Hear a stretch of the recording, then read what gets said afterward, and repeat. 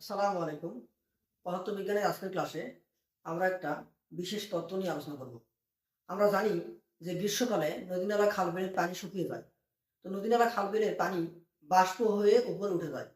আমরা জানি যে ১০০ ডিগ্রি সেন্টিগ্রেড তাপমাত্রায় পানি বাষ্প হয়। কিন্তু নদী-নালা, খাল-বিলের পানিগুলো যে বাষ্পে পরিণত হয় তা কিন্তু ১০০ ডিগ্রি সেন্টিগ্রেড তাপমাত্রায় হয় না।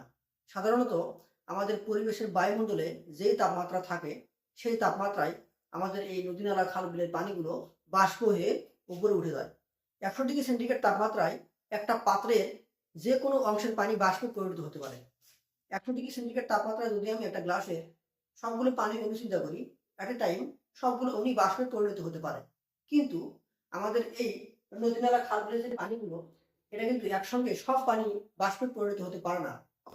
আমাদের এই পরিবেশের যে তাপমাত্রা ধরে নিলাম যে ২৫ ডিগ্রি সেন্টিগ্রেড, এই তাপমাত্রায় শুধুমাত্র উপরের লেয়ারের পানির অণুগুলো বাষ্পে পরিণত হতে পারে। তাহলে আমরা বলতে পারবো যে ১০০ ডিগ্রি সেন্টিগ্রেড তাপমাত্রায় ১০০ ডিগ্রি সেন্টিগ্রেড তাপমাত্রার চেয়ে কম তাপমাত্রায় পানির এই বাষ্পে পরিণত হওয়ার ঘটনাটাকে বলা হয় শত বাষ্পীভবন প্রক্রিয়া। অর্থাৎ আমাদের এই যে পানিগুলো, প্রাকৃতিক যে নদী-নালা, খাল-বিলের পানিগুলো বাষ্প হয়, এটা হচ্ছে শত বাষ্পীভবন প্রক্রিয়া। কারণ এই প্রক্রিয়ায় শুধুমাত্র আমাদের এই উপরের পানির লেয়ারের পানিগুলো বাষ্পে পরিণত হয়। একসঙ্গে সবগুলো পানি বাষ্পে পরিণত হতে পারে না। ধরলাম যে ২৫ ডিগ্রি সেন্টিগ্রেড তাপমাত্রায় আমাদের এই একটা আবদ্ধ রুমে কিছু পরিমাণে পানি আছে। তো এই পানির উপরের লেয়ারের পানিগুলো কিছু পরিমাণে জলীয় বাষ্পে পরিণত হচ্ছে। তাহলে এখানে বাষ্পীভবন ঘটতেছে, ইভাপোরেশন, এটা বাষ্পীভবন ঘটতেছে। এখানে জলীয় বাষ্পের কণার সংখ্যা বাড়তেছে। এখন যদি আমি এই রুমের তাপমাত্রা ২৫ থেকে ৩৫ ডিগ্রি সেলসিয়াস করি, তখন কি হবে? তখন যেটা হবে, আমাদের এই বাষ্পীভবনের পরিমাণ বাড়বে। অর্থাৎ এখানে আমরা যে জলীয় বাষ্পের কণাগুলো দেখতে পাইতেছি, এখানে যা ছিল তার থেকে এখানে কিন্তু বেড়ে যাবে। তো যখন এই জলীয় বাষ্পের কণাগুলো বেড়ে যাবে, তখন এরা যেহেতু ছোটাছুটি করতেছে, তখন একজন আরেকজনকে কি করবে? ধাক্কা দিবে। তার মানে জলীয় বাষ্পের পরিমাণ বাড়লে এই জলীয় বাষ্পের অণুগুলোর মধ্যে ধাক্কার সংখ্যা বাড়বে। তখন এই কিছু পরিমাণ অণু কি হবে? চারদিকে ছোটাছুটি করতে করতে কিছু পরিমাণ অণু এই নিচের দিকে চলে আসবে। নিচের দিকে যখন চলে আসবে, তখন আবার যে পানি আছে, এই পানির সঙ্গে ধাক্কা খাবে। ধাক্কা খাওয়ার পর ধরলাম যে আমার একটা অণু এখান থেকে এখানে চলে আসলো। যেহেতু এরা ছোটাছুটি করতেছে, তাহলে পানির সঙ্গে ধাক্কা খাওয়ার কারণে এর গতিশক্তি কমে যাবে। কমে গিয়ে তখন কি হবে? এ আবার পানিতে পরিণত হবে। অর্থাৎ এখানে আমাদের এই চিত্রে একসঙ্গে ২ টা ঘটনা ঘটবে। আমি যখন তাপমাত্রা বাড়াবো, তাপমাত্রা বাড়ার কারণে আমাদের কি হবে? জলীয় বাষ্পের অণুর সংখ্যা বাড়বে এবং একই সঙ্গে এই জলীয় বাষ্পের কিছু অণু ধাক্কা খেতে খেতে যখন নিচের দিকে আসবে, তখন আবার এই পানির সঙ্গে ধাক্কা খেয়ে গতিশক্তি কমে আবার কি হবে?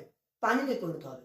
অর্থাৎ এখানে আমাদের একই সঙ্গে কিছু পরিমাণে পানি জলীয় বাষ্পে পরিণত হবে, আবার কিছু কিছু পরিমাণে জলীয় বাষ্প আবার পানিতে পরিণত হবে। তো এমন একটা কন্ডিশন আসবে যখন কি হবে? যদি ৩ টা অণু জলীয় বাষ্পে পরিণত হয়, ঠিক ৩ টা অণু আমাদের পানিতে পরিণত হবে। তখন এখানে যেটা হবে, ইভাপোরেশন রেট মানে বাষ্পীভবনের হার এবং কনডেনসেশন রেট ঘনীভবনের হার দুটোই সমান হবে। যখন আমাদের এই বাষ্পীভবনের হার এবং ঘনীভবনের হার, ইভাপোরেশন রেট এবং কনডেনসেশন রেট সমান হবে, তখন আমরা এই অবস্থাটাকে বলতেছি গতিশীল সাম্যাবস্থা। অর্থাৎ এখানে কিন্তু জলীয় বাষ্পের পরিমাণ বাড়বেও না, কমবেও না। কারণ কি? একই সময় যদি ৩ টা পানির অণু বাষ্পে পরিণত হয়, ঠিক ৩ টা অণু পানিতে পরিণত হবে। তো আমাদের এই যে এই অবস্থা, এখানে যে জলীয় বাষ্পের পরিমাণ বাড়তেছে না, কমতেছে না, আমরা এটাকে বলতেছি সম্পৃক্ত অবস্থা। সম্পৃক্ত অবস্থাটা কি? ধারণ ক্ষমতা।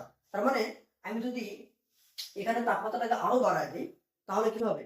ওই জলীয় বাষ্পের পরিমাণটা বাড়বে, ধারণ ক্ষমতা বেড়ে যাবে। তাহলে আমরা এখান থেকে বুঝতে পারলাম যে আমাদের তাপমাত্রা কার সমানুপাতিক? তাপমাত্রা ভরের সমানুপাতিক। সম্পৃক্ত ভর, এখানে যে জলীয় বাষ্প বাড়তেছে সেই ভরের সমানুপাতিক। আর সম্পৃক্ত ভরটাই কি? সম্পৃক্ত ভরটাই হচ্ছে আমার ধারণ ক্ষমতা। তাহলে আমরা আবার জানি যে ভর হচ্ছে চাপের সমানুপাতিক। একটা নির্দিষ্ট পরিমাণ জলীয় বাষ্পের ভর চাপের সমানুপাতিক। তাহলে আমরা সম্পৃক্ত ভর যদি হয়, সম্পৃক্ত ভর যেটা, সে সম্পৃক্ত চাপের সমানুপাতিক। তাহলে আমাদের ভর যেমন দুই রকম, সম্পৃক্ত ভর, অসম্পৃক্ত ভর, সেরকম আমাদের চাপটাও ২ রকম, সম্পৃক্ত চাপ এবং অসম্পৃক্ত জলীয় বাষ্প চাপ। তো আমাদের এই অসম্পৃক্ত ভর, মনে রাখবা, এই অসম্পৃক্ত ভর কখনো তাপমাত্রার উপর নির্ভর করে না। কারণ তাপমাত্রা কমালেও ভর কমে না। এই বিষয়টা একটু বোঝাই দেই। ধরো আমার এখানে এই রুমে জলীয় বাষ্প মনে করো থাকতে পারে 5 কেজি জলীয় বাষ্প থাকতে পারে, কিন্তু মনে করো আছে হলো 3 কেজি জলীয় বাষ্প। তাহলে আমাদের রুমটা কি তৃপ্ত হয়েছে?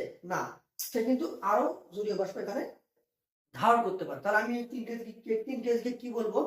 এটা একটা অসম্পৃক্ত ভর। তো অসম্পৃক্ত ভর বলা হয়েছে, অসম্পৃক্ত ভর তাপমাত্রার উপর নির্ভর করে না। এখন আমি যদি এই রুমের তাপমাত্রাটাকে কমিয়ে, ধরো যে এই রুমের তাপমাত্রাটাকে কমিয়ে আমি মনে করো ধরো আগে ছিল 25 ডিগ্রি, এখন আমি তাপমাত্রাকে কমিয়ে মনে করো এখানে করলাম হচ্ছে 15 ডিগ্রি। তো 15 ডিগ্রি করার কারণে কি হবে? আমার শুধু ধারণ ক্ষমতাটা কমবে। ধরো ধারণ ক্ষমতা কমে হয়ে গেল 4 ডিগ্রি। আমাদের এই ভরটা কি কমছে?